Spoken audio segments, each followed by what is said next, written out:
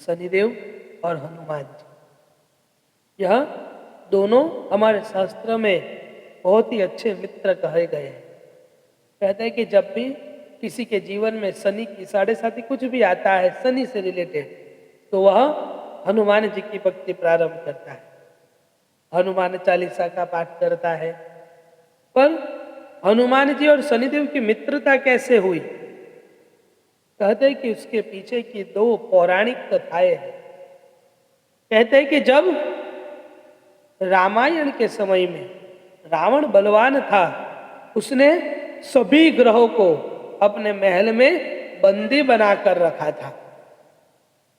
और जब हनुमान जी रावण के महल में आते हैं, तब उस समय शनिदेव बहुत समय से बंदी बने हुए थे।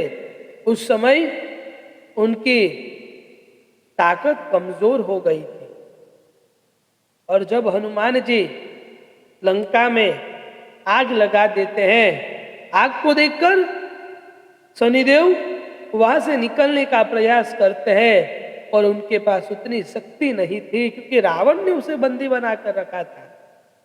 और जब हनुमान जी शनिदेव को वहां पर देखते हैं, तो उस समय हनुमान जी शनिदेव को वहां से निकाल लाते हैं, और तभी से शनिदेव और हनुमान जी की परम मित्रता हो जाती है। यह पहली कथा है।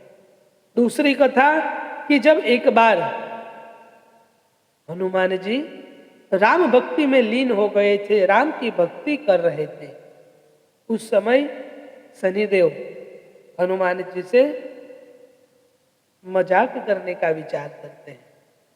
वह हनुमान जी के पास आकर हनुमान जी को परेशान करने लगते हैं। हनुमान जी पहले तो कुछ नहीं बोलते क्योंकि वह राम की भक्ति में लीन थे।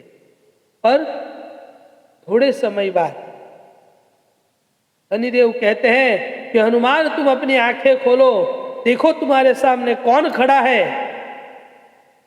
जब हनुमान जी अपनी आंखें खोलते हैं, तब वहां पर शनिदेव खड़े थे।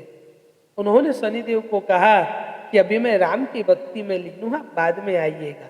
पर शनिदेव नहीं माने, और उस समय हनुमान जी ने शनिदेव को अपनी पूंछ में पकड़कर बांध लिया था।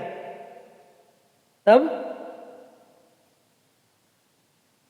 थोड़े समय बाद हनुमान जी वापस राम की भक्ति में लीन हो गए।